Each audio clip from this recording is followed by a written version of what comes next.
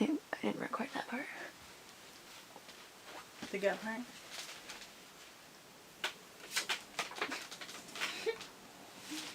Farm update, y'all.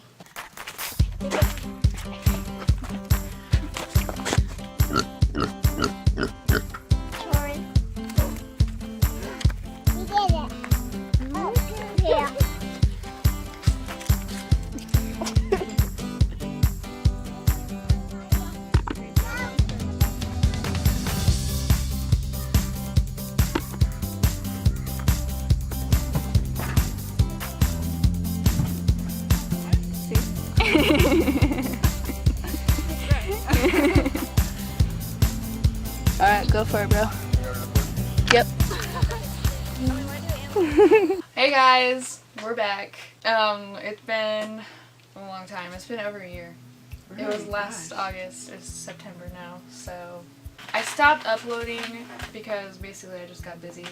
I really just got so far behind on making videos that when I wanted to make a video, I was like overwhelmed. I'm like, I don't even want to do this because I was so far behind already. And then like a big thing was me and Dad were getting ready to go on a trip out of the country. It was a week-long trip and I was just so busy getting ready for that.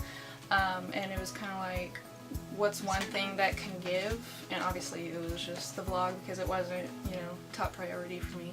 But I've been telling people that I was going to start uploading again. Lots of people have been asking me, you know, when are you going to upload? Please start uploading again. Well, I kept saying I am going to. So here we are. And when I uploaded my last video, I had just hit like 100 subscribers. And now I'm almost up to 500. So like within a year of not uploading, I've gotten like 400 subscribers. So you owe that to your people. Yeah, I'm gonna right, and you know, just grow more. So. Right. But yeah, so this video is just gonna be updating you guys on everything that happened this past year that I haven't been uploading, so you can kind of get you up to speed. Okay, so I think the last thing that we really videoed was we had 4 cows. Right. Let's start with there. Right. So Jasmine, I had bought Jasmine from a nice lady who thought I would really be able to milk her, but she had never been milked.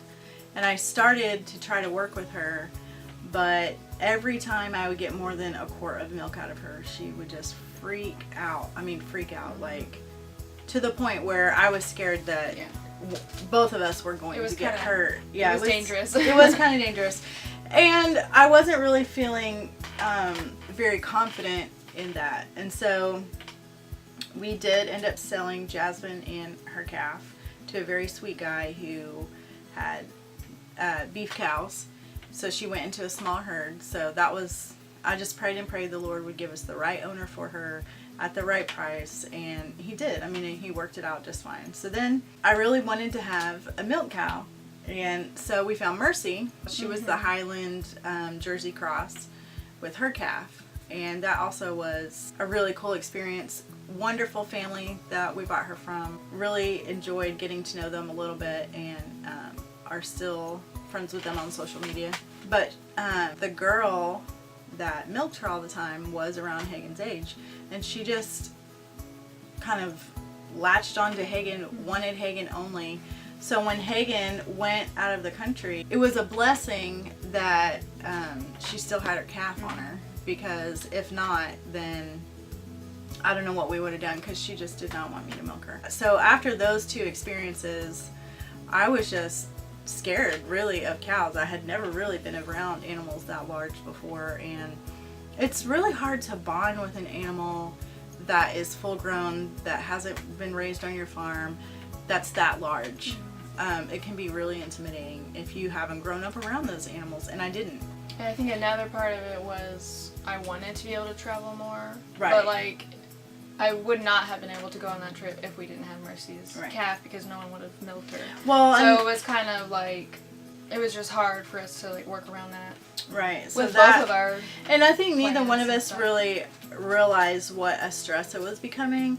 But then also Grace, her calf, when she started going into heat, would get out and go down like a half mile to the neighbors because they had a little young bull, and it was only by the grace of God that she didn't get pregnant too early. And I think part of that is because when we bought this property, it was a man who had one horse, and it was just one string of hot wire. There's not like a cattle guard down the driveway or anything. So basically we just weren't really, because like Jasmine was bred back already when we bought her. So she was, settled. And so we weren't really prepared for an unsettled calf that was basically a rotten teenager. We ended up selling Grace separately, Mercy's calf, and then selling Mercy. But I think what ultimately did it for us was the first year we bought cows. It was the worst drought in 40 years in Missouri. And the price of a round bell went from like a nice, decent cow quality round bell for like $40. I mean, they were selling for like $175. It was ridiculous what farmers were doing to each other.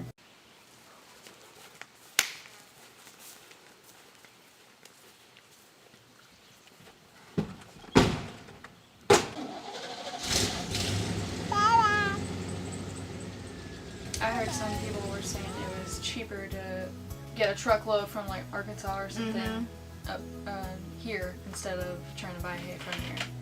That was kind of the situation with the cows. So we don't have any cows now. Well, and we felt we were sad obviously to sell Mercy, but I was really sad to sell her. when I got back from my trip, it was she was so mad at me, I guess. Yeah, she was she mad had a super grudge. that I left her with Mom. Yeah. And that's exactly what it was. She was really mad. And I tried to Little princess. Work our relationship back out. Butter her up. But then right after I got back, I started working on driving her off because we thought she was pregnant. And she was pregnant. Well, we didn't know when she was due. Right.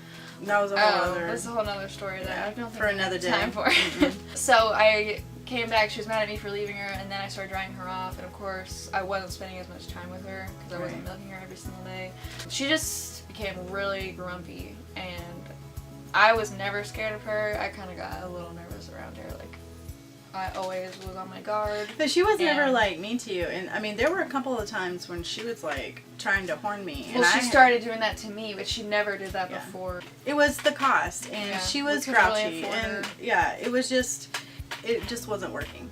So there's one thing that if there's nothing else that I say, there's one thing I really have been wanting to say and to get across to people is that you have to be willing to evaluate where your homestead is. And sometimes that means making really hard choices, like selling a cow that you really thought that, in your romanticized idea, a milk cow is the best way to go, right?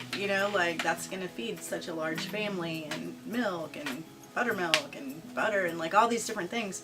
But if that situation isn't working for you, that's not the only cow that you can ever own. You have to be willing to just evaluate and be willing to make the hard choices and cull an animal from your farm that just isn't working for you at that time. And I mean, I am sentimental about some of the animals, and I really do love our animals, but at the same time, I can't be so emotional about it that I don't make the choices that are going to relieve the stress for everyone on the farm. Wade, my husband, for example, obviously Homestead, was really starting to get stressed out about the cost. Was it worth it? Because we can buy raw milk for $5 a gallon. At that time, it would have been much cheaper than buying hay. And so it just wasn't really worth it. But not just that, just the stress level. I don't want Hagen to feel like she has to stay home. I enjoy having her at home to be able to do the things that she wants to do in her life, and I want to support her in doing that. So that would kind of bring us to where we are now, I think, with goats, is all we have is goats. So before we had Mama and Moonlight.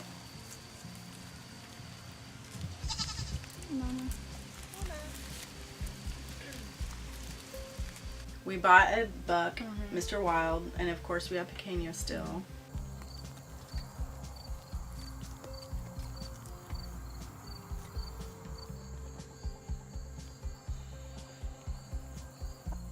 Goat-wise, we had Nigerian dwarfs only. And then my friend was closing down her farm. I bought her Nubian, I think she's a Nubian mix, we don't know exactly maybe. what she is. But She's certainly Nubian, but she may have something else in her. And her little doe and her little buckling, we sold the buckling off. So her name is Stella, and Darling is the doeling, and Darling is now like 8 months old. We probably had them for like 5 months. that's what I was going to say. And Stella is still giving us, I don't even separate them at night, and even though Darling is still nursing, we get a half gallon a day, easy, and I know I could get more if we actually were separating. Nobody is drinking like gobs of milk, but you know, we've just kind of cut back on our milk consumption basically. It was basically like we had 2 herds. We had the Nigerian dwarfs, and then we had Stella and Darling, and they sort of got along, but like Darling and Mama were all the time fighting, just vying for a position in the herd. And Mama just became a real brat because of the sheer size of Stella compared to Mama. She instantly was not the head goat anymore, and she was just really upset about that for a long time. They both had kids. Mama and Moonlight both had kids. Moonlight did great. We ended up selling her because her bag was so small. For a time I was milking 3 goats at a time, and that was great. We had a lot of milk, and we made ice cream and cheese, yeah, kefir, yogurt, all of that. But I sold Moonlight and her babies, and she went to an off-grid homestead, which was pretty cool. And then Mama, I just finally was like, okay, I'm just going to sell her because, one, I think she was kind of sad that Moonlight was gone. Well, and she didn't really have like a buddy anymore. She really didn't, and her little babies. And then her little doeling got really sick, and we just tried so many different things, and she just didn't make it. She was sick for off and on for like 2 months. She just didn't thrive. She died, and so then it was just her and her buckling. We sold her buckling, and so then it was just her and Stella and Darling, and so I just felt bad for her. So we went ahead and sold her to a family that was just starting their homestead, and they had a lot of goats, like lots of Nigerian dwarfs and stuff, so I felt like she would be happier there. So that's it on the goats. So now we just have Stella and Darling, and I feel like I can manage them easily. We still have Mr. Wild and Pequeño. We'll probably breed them, I'm thinking December.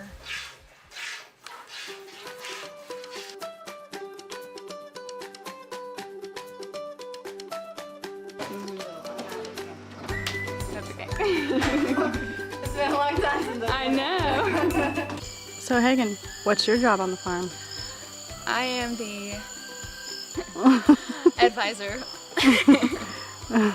For the most part, I just take care of the boy goats, so water, feed, hay, that kind of stuff, and then I just kind of help where needed, kind of fill in. I usually help Gabe like move the pigs, I'll help Mom move the goats, I kind of just, and then brainstorm with Mom. Yeah, master of all. Try and make everything work, so that's it. Alright. Bing, bing. So we don't have any cows, we just have 2 goats. Yeah. Well, Which 4 is- goats, 2 girls, 2 boys. Right. So we also tried our hand at Quail for a little bit, kind of Matilda's thing. Yeah. It was Mom's idea, and then she was like, do you want to try this out? And it kind of seemed fun to her, but she ended up not being as interested in it once she started doing it. Oh, but we did hatch them out ourselves, which was really fun. Yeah. Because we'd never done that before. So I think we had only like 3 that didn't make it or something. Yeah. I mean, we had a really good turnout with our first try. So that was pretty cool. And then I think a few died later on. We just weren't really that into it, and Then we just ended up butchering them. right, so we don't have Quail now, but we did try those out, and it was a cool little endeavor for a bit. Right, I mean, it's just like an experience. Yeah. Yeah. Experiment. Experience. So Matilda, tell us, what is your job on the farm? I do the chickens water and I make breakfast and help the kids. And garden, help garden, and Just whatever. fill in. Yep. Nice. Thanks. Alright, so then I became the crazy chicken lady, and I bought like 100 chickens.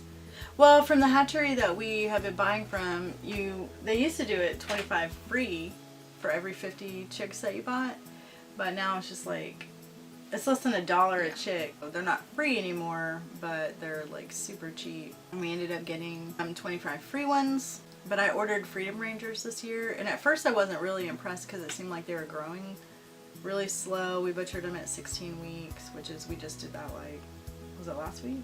It was, yeah, last week.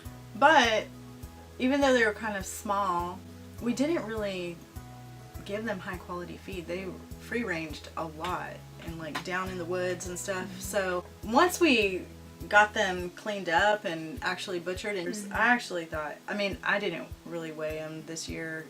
Well, I think their bodies were small, but they had a lot of meat. I mean, hey, we got chicken in the freezer, so. Eli, Yes. what is your job on the farm? Let's see, doing chickens, feeding them, doing their house, collecting eggs, and then the dogs, which we have 2 that I feed and water both of them. Very nice. And yeah, that's basically When it. you say do the house with the chickens, what does that mean?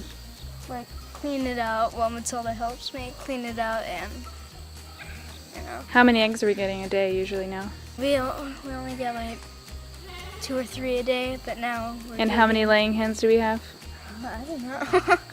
A lot more than 2. Oh, yeah. Well, there's one that's pretty right now. I'm gonna chase her out and then get the eggs from under her. Matilda said there's like 8 under there, and we have 5 that I grabbed out of the other nest, so that's 8. I think that's like 13 eggs. So yeah, that's pretty good. Much better than it has been. Yeah, yesterday I think we only get 8.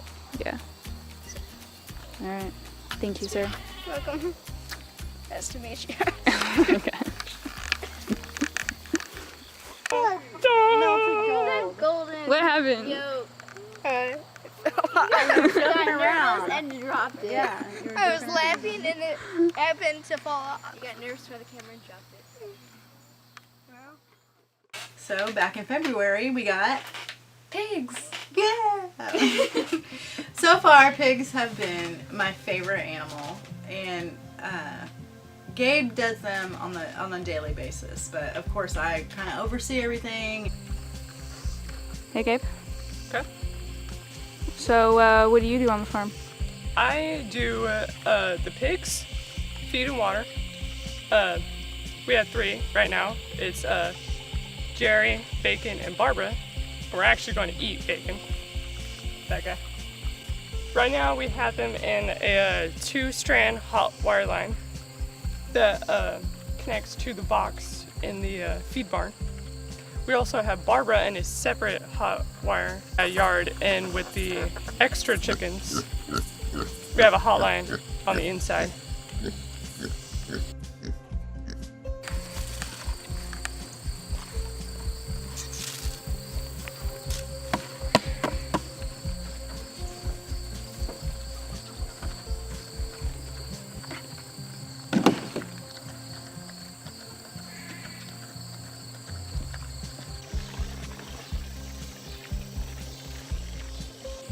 And then I also do the goats' water.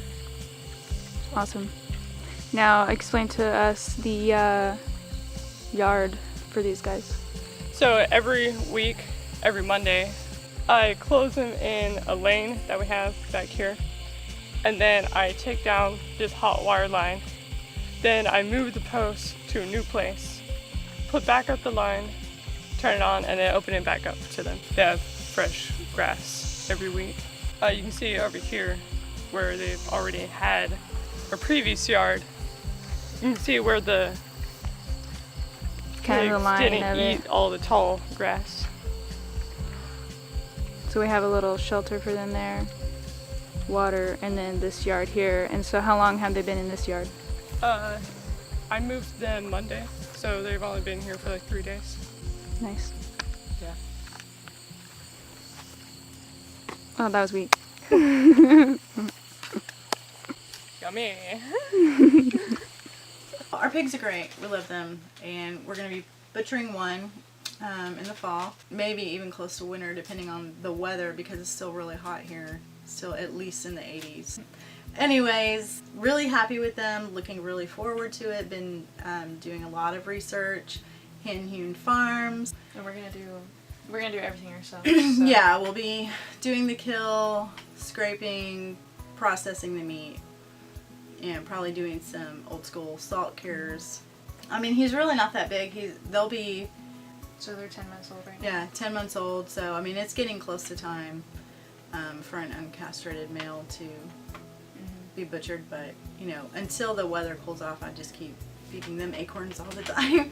And since this is our first pig to butcher, it is nicer that he's smaller. It's not as much to have to manage because it's a new experience. Experiment experience. And so we don't know what we're doing. Right, yeah. Yeah, so I mean, I feel like that is a pretty I think good... that's pretty I much mean, everything. that's a pretty good update. Yeah. Oh, I am kind of sad that I missed so much because after I stopped uploading, I still did record some and like planned to edit them together and upload them.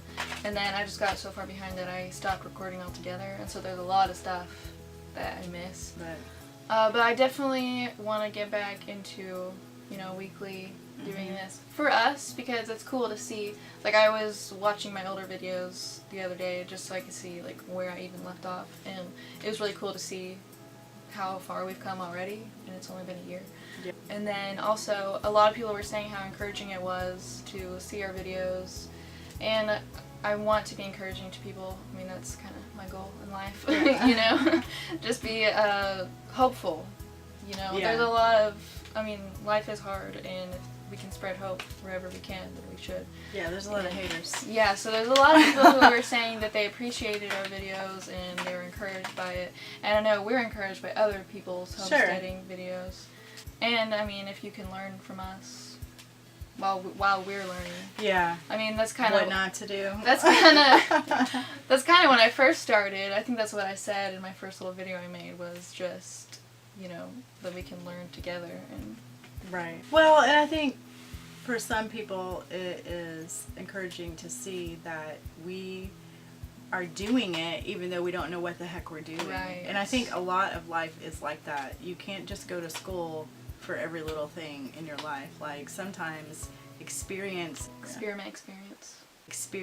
is the thing that grows knowledge, and so you don't really learn it unless you're doing it.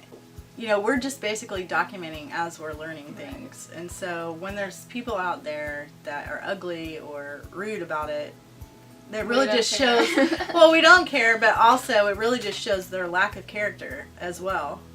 You should just be compassionate for one another. And I think that's really one of the things that we really want to do is, plus, we just like to have fun, and it's fun and funny, and we want to keep our channel like lighthearted as much as possible, and so, anyways. Yeah, definitely look for more videos. I'm gonna try and get into a normal schedule again. Yeah. Because I was really good for a while. Alright, that's it for this video, guys. Thanks for watching, and I hope it wasn't too long. I know. I hope this, you know, got you back up to speed, and that you stick around. So don't forget to like, comment, subscribe, and we'll see you guys in the next video. Bye. See ya.